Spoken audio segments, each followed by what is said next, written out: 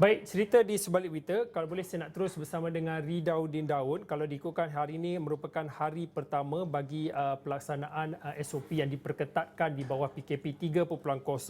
Kalau diikutkan Ridauddin ada kalau dalam jadual liputan tugasan untuk wartawan di Esro Awan ini, Ridauddin perlu membuat satu tinjauan untuk membuat sedikit laporan berita berkaitan dengan pelaksanaan SOP yang diperketatkan di bawah PKP 3.0. Kalau boleh dikongsikan pada waktu ini, kalau diikutkan dalam laporan yang dituliskan oleh Ridauddin pun, tak banyak perkembangan semasa ataupun apa yang boleh kita bawakan, khususnya berkaitan dengan SOP.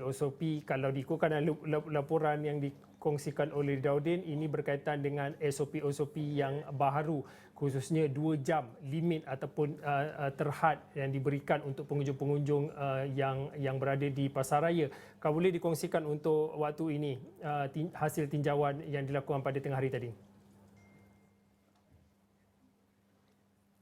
Baik, terima kasih Fauzi. Ya Fauzi, sebenarnya SOP 2 jam di pusat membeli belah ini sebenarnya mendapat reaksi yang pelbagai daripada rakyat Malaysia. Ada yang bersetuju, ada juga yang tidak bersetuju. Ada berpendapat bahawa SOP ini sebenarnya menekan pengguna dan juga menekan peniaga. Semalam juga sebenarnya saya sempat menghubungi salah seorang tycoon dalam dunia perniagaan iaitu Datuk Amir Maidin. Beliau mempunyai pandangan sedikit berbeza apabila beliau merasakan bahawa 1 jam sudah mencukupi untuk membeli barang keperluan dan 2 jam adalah terlalu lama padanya. Dan pada hari ini saya mengikuti operasi yang dilakukan, pemantauan yang dilakukan oleh KPDN HEP, Kementerian Perdagangan Dalam Negeri dan Hak Ehwal Pengguna, diketuai oleh Ketua Setiausahanya sendiri Datuk Seri Hasnul Zamzam Ahmad, di mana kami pergi ke beberapa lokasi di Putrajaya.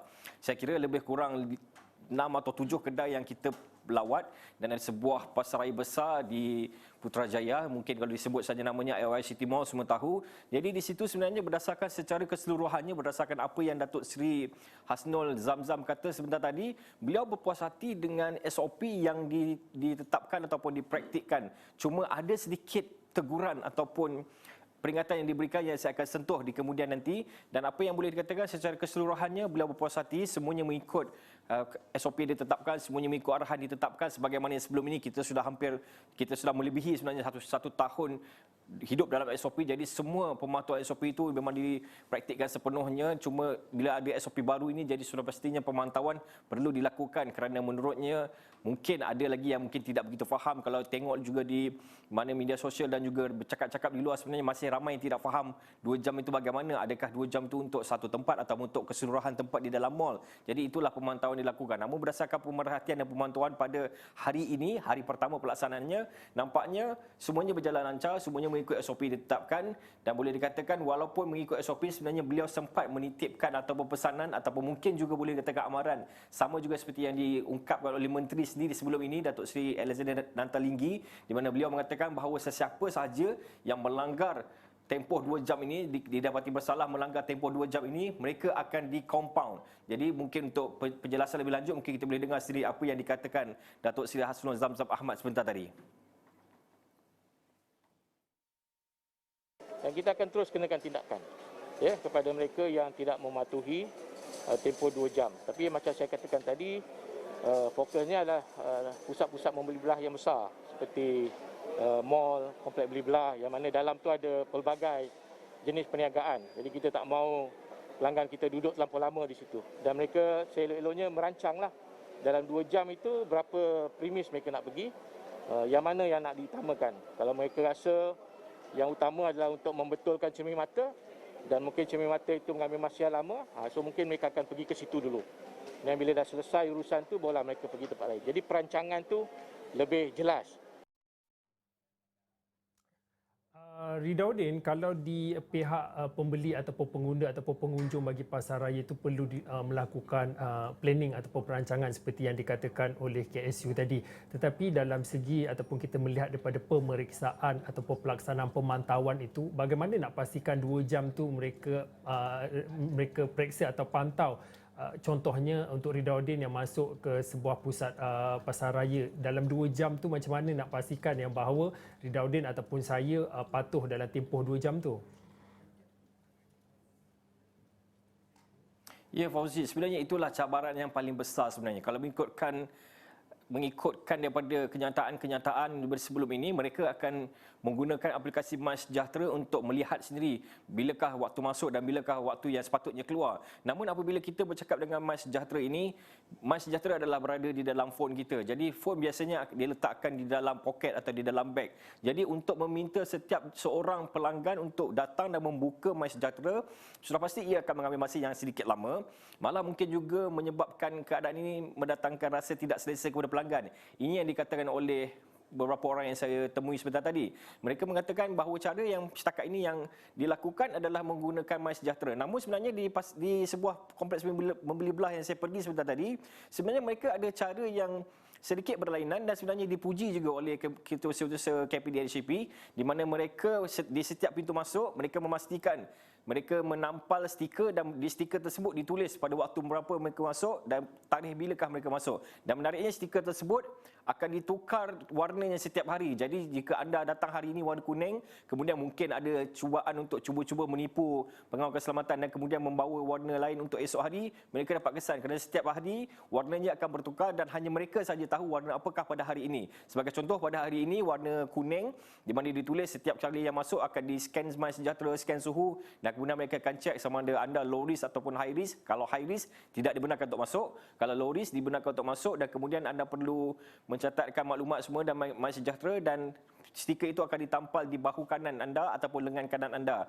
Dan ketika di dalam mall, pengawal keselamatan, polis bantuan dan juga manajemen tim akan datang pusing dan meronda, dan jika mereka melihat mungkin ada yang sudah ada stiker dan mereka melihat mungkin waktu itu sudah pun melebihi, mereka akan pergi dan mereka akan minta untuk beredar secara baik. Kerana mereka tidak mahu ada pertelingkahan atau apa-apa yang berlaku, kerana apabila kita menyuruh orang untuk keluar dari mall sedangkan mereka masih lagi belum selesai urusannya, sudah pasti ia akan menimbulkan sedikit ketidakselesaan.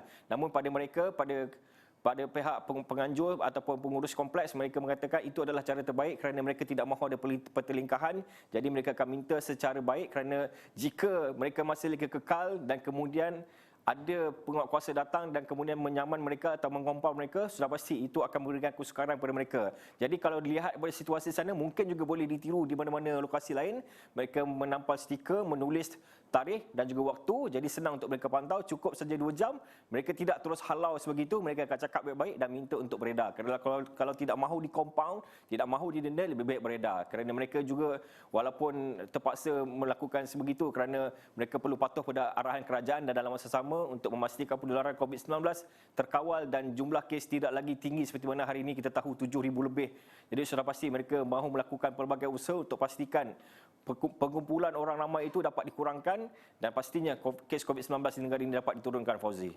Ridauddin, dalam satu perkara lagi, kalau melihat kepada SOP yang diperketatkan di bawah PKP 3.0 ni, antara lain kita melihat kepada tempoh masa selain pada 2 jam itu, iaitu maksimum bagi tempoh pusat membeli belah beroperasi antaranya 8 pagi hingga 8 malam bagi semua jenis ataupun semua premis peruncitan, pemborongan, pengedaran dan juga restoran.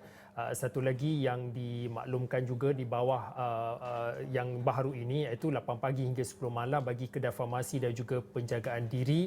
Tetapi dalam masa yang sama, kalau boleh saya bacakan sedikit saja lagi, bagi premis peruncitan termasuk pusat membeli belah yang tersenarai di bawah haid yang berisiko tinggi yang ditutup serta-merta selama 3 hari bagi tujuan sanitasi. Okey, itu kalau anda nak dapat maklum ataupun dapat lebih lanjut berkaitan dengan SOP ataupun perkembangan baharu berkaitan dengan perincian SOP yang diperketatkan di bawah PKP 3.0.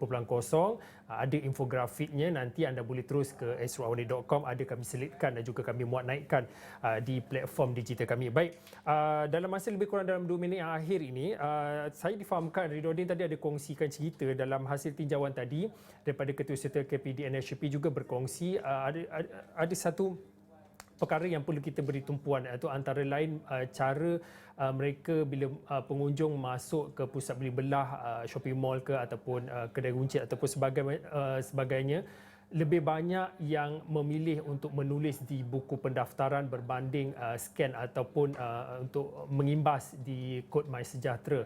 Perkara ini juga menarik perhatian daripada Ketua Setiausaha KPDNSHP. Ya, betul, Fauzi. Sebenarnya pada pemantauan sebentar tadi, sebenarnya beliau melihat kebanyakan premis sebenarnya menyediakan buku dan juga apps MySejahtera ada scan semua, tapi masih lagi ramai sebenarnya yang memilih untuk menulis pada buku. Dan sebenarnya yang membimbangkan adalah apabila dilihat satu persatu halaman tersebut, beliau dapat mengesan ada beberapa nama yang tidak ditulis dengan jelas, malah nombor telefon juga tidak jelas. Ada yang seperti tulisan Arab dan sebagainya, tulisan Jawi. Jadi kita tidak tahu siapakah yang masuk dan siapakah yang sudah pun ada di dalam premis tersebut. Itu yang sebenarnya yang ditegur sebenarnya. Sebenarnya isu ini sebenarnya pernah dibangkitkan tahun lepas, ingat saya, di mana Menteri Kanan Pertahanan Datuk Seri Ismail Sabri Yaakob pernah menegur apabila ada segelintir yang tidak menulis nama sebenar. Ada yang tulis nama Batman, Superman, Badang. Ini sudah ditegur dan nampaknya sudah ada perubahan di mana mereka menggunakan nama sendiri dan nombor telefon sendiri. Namun pada Ketua Setiausaha Datuk Seri Hasnul Zamzam, sebenarnya beliau menggalakkan untuk menggunakan MySejahtera. Di mana kalau dalam MySejahtera maklumat kita semua ada dan juga nombor telefon, segala maklumat peribadi kita semua ada, dan jika yang paling penting sebenarnya ia adalah untuk membantu dalam contact tracing ataupun pengesanan kontak. Itulah sebenarnya yang paling memberi, orang kata, yang patut diberi tumpuan. Sebab itulah beliau mencadangkan supaya selepas ini mungkin beliau ingin memastikan bahawa tiada lagi buku secara manual, sebaliknya semua melalui aplikasi MySejahtera. Kerana ia bukan sahaja memudahkan untuk contact tracing, malah juga mengurangkan, orang kata, perkongsian pen dan juga buku antara pengunjung, dan pastinya ia akan lebih memudahkan tugas frontliner untuk mengesan sekiranya terdapat apa-apa kes COVID-19 di kawasan itu. Kerana jika kita lihat, kalau dari buku, sekiranya ada pada hari ini, sudah pasti kita akan mengambil masa yang agak lama untuk melihat nama, untuk melihat nombor telefon. Jadi agak sukar. Kalau dalam MySejahtera, semuanya ada, semuanya terpampang, tekan saja dan kita boleh call terus. Jadi mungkin itulah sebenarnya yang ditegur, dan diharapkan pada selepas ini lebih ramai menggunakan aplikasi MySejahtera, tidak lagi menulis di buku. Walaupun ada dua option, tapi sebaik-baiknya pilihlah untuk scan MySejahtera. Kerana itulah cara yang paling terbaik untuk mengesan kontak dan juga memastikan bahawa sebenarnya jika ada kes COVID-19 di kawasan anda, ia dapat menghubungi KKM dapat menghubungi anda dengan lebih cepat, dan sudah pasti anda dapat melakukan perkara-perkara yang mungkin boleh mengelakkan daripada anda terdedah kepada virus tersebut, Fauzi. Okey, baik. Terima kasih kepada Ridauddin Daud yang berkongsi hasil laporan dan juga tinjauan yang dilakukan. Ini berkaitan dengan SOP yang diperketatkan di bawah PKP 3.0. Baik, cerita berehat seketika kembali selepas ini.